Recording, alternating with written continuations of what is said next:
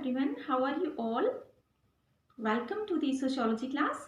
और आज की हमारी क्लास का टॉपिक है ऑब्जर्वेशन मेथड या अवलोकन विधि। तो सर्वप्रथम हम ये जानने का प्रयास करते हैं कि अवलोकन क्या है। तो देखिए स्टूडेंट्स, अवलोकन का तात्पर्य है साइंटिफिक दृष्टिकोण के साथ नेत्रों द्वारा अध्ययन की जाने वाली घटना के कारण परिणाम संबंधों को समझना, उसे हम अवलोकन कहते हैं। और कहा जाता है कि समस्त विज्ञानों की शुरुआत अवलोकन से ही होती है। यही कारण है कि आप देख लीजिए, न्यूटन ने एप्पल को ऊपर से नीचे गिरते हुए ऑब्जर्व किया और अपनी ऑब्जर्वेशन के आधार पर उन्होंने गुरुत्वाकर्षण का नियम दिया।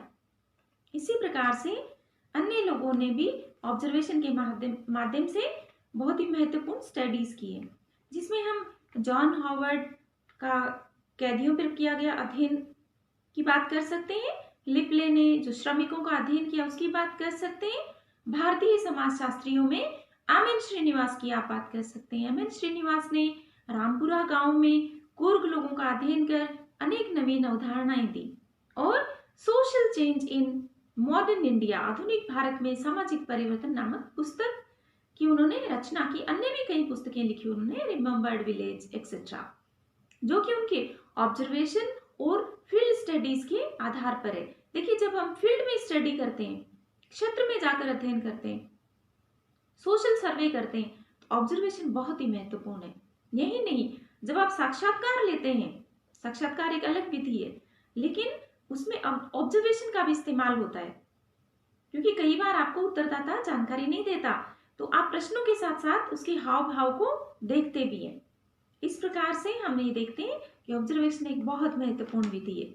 C.A. मोजर कहते हैं कि कानों और वाणी की अपेक्षा ऑब्जर्वेशन में नेत्रों का प्रयोग अधिक होता है। अंडरस्टूड है, जैसा हमने बात की। फिर जहोदा और कुक कहते हैं कि अवलोकन केवल दैनिक जीवन की ही अत्यधिक व्यापक क्रिया मात्र नहीं है, यह वैज्ञानिक जांच का भी एक प्राथमिक यंत्र है। तो वैज्ञानिक जांच का प्राथमिक यंत्र कहा है जहोदा एवं कुक ने, किसको? ऑब्जर्वेशन को। इसलिए स्टूडेंट्स, ऑब्जर्वेशन एक बहुत ही महत्वपूर्ण विधि है, सोशल साइंसेस में बहुत इंपॉर्टेंट है। और अब हम ये देखते हैं कि ऑब्जर्वेशन के क्या क्या कैरेक्टरिस्टिक्स हैं, विशेषताएं क्या है। इससे आपको ऑब्जर्वेशन को ठीक से समझने में बहुत ही मदद मिलेगी। तो जैसा पहले हमने कहा कि ऑब्जर्वेशन में हम अपने सेंसेस का इस्तेमाल करते हैं और नेत्रों द्वारा देखकर हम अध्ययन करते हैं। घटना को हम जाकर स्वयं देखते हैं, और वो देखने का हमारा तरीका कोई भी हो सकता है। सहभागी अवलोकन हो सकता है, जिसमें घटना में शामिल होकर शोधकर्ता अध्ययन करता है। मान लीजिए आपको आदिवासियों का अध्ययन करना है, तो आप क्या करेंगे? आप उनके बीच में जाकर रहेंगे, तभी तो आप वो सूचनाएं आप एकत्रित कर पाएंगे, उनके जीवन के समस्त पक्षों से संबंधित। अवलोकन असहभागी हो सकता है, अवलोकन नियंत्रित हो सकता है, या सामूहिक भी हो सकता है। तो इस तरह हम देखते हैं कि अवलोकन में हम अपने सेंसेस का उपयोग करते हैं। नेक्स्ट अवलोकन है, उसके अंतर्गत हम प्राथमिक तथ्यों का संकलन करते हैं। देखिए, क्योंकि हम फील्ड में स्वयं जाते हैं, तो हम पहली बार सामग्री को एकत्रित करते हैं, पहली बार हम स्वयं तथ्य, शोधकर्ता स्वयं एकत्रित करता है, तो इसमें प्राथमिक तथ्यों का संकलन करते हैं। फिर अवलोकन के माध्यम से हमें अत्यंत सूक्ष्म, गहन और उद्देश्यपूर्ण सूचनाएं मिलती है। आप बहुत सूक्ष्म सूचनाओं को भी अवलोकन के माध्यम से, क्योंकि आप स्वयं देख रहे होते हैं, तो आप छोटी छोटी बातों को ऑब्जर्व कर सकते हैं, जो कई बार आपको उत्तरदाता बताता नहीं है, लेकिन ऑब्जर्वेशन में आप देखकर नई जानकारी हासिल कर सकते हैं। फिर देखिए, अवलोकन में हम कारण परिणाम संबंधों का अध्ययन करते हैं, कॉज इफेक्ट रिलेशनशिप का, कि किसी घटना के पीछे क्या कारण है, ऑब्जर्वेशन से पता किया जा सकता है।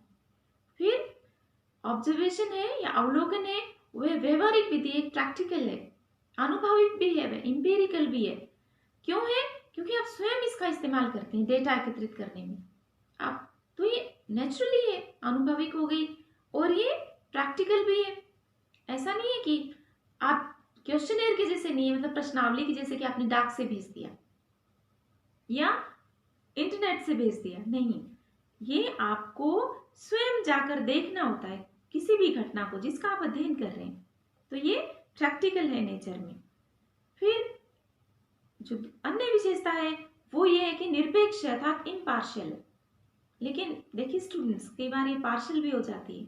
अगर शोधकर्ता का लगाव है शोध करने वाले लोगों से, तो उसका ऑब्जर्वेशन है वो उतना वैज्ञानिक नहीं रहेगा, ऑब्जेक्टिव नहीं रहेगा, मतलब वस्तुनिष्ठता नहीं रहेगी। फिर अवलोकन से हम प्रत्येक रूप से अध्ययन करते हैं, मतलब शोध प्रघटना के संपर्क में हम स्वयं आते हैं, इसलिए डायरेक्ट स्टडी है। तो अभी हमने देखा अवलोकन क्या है और फिर हमने ये देखा कि अवलोकन की क्या विशेषताएं हैं। अब हम ये देखते हैं अवलोकन के प्रकार कौन कौन से हैं। तो देखिए स्टूडेंट्स, अवलोकन है वो सहभागी अवलोकन हो सकता है, असहभागी अवलोकन हो सकता है, सामूहिक अवलोकन हो सकता है और नियंत्रित अवलोकन हो सकता है। अब नियंत्रित अवलोकन है उसमें कई बार शोधकर्ता है वो अध्ययन की जाने वाली घटना पर नियंत्रण रखता है और कई बार वह शोधकर्ता पर नियंत्रण करने का भी प्रयास किया जाता है ताकि शोधकर्ता है वो बायस्ड ना हो और साइंटिफिक पर्सपेक्टिव से, वैज्ञानिक दृष्टिकोण से अध्ययन कर पाए। तो आई होप आपको अवलोकन मेथड समझ में आया होगा। नेक्स्ट क्लास में हम ये बात करेंगे कि अवलोकन के प्रकार कौन कौन से हैं। So till then, take care and bye bye. See you in the next class.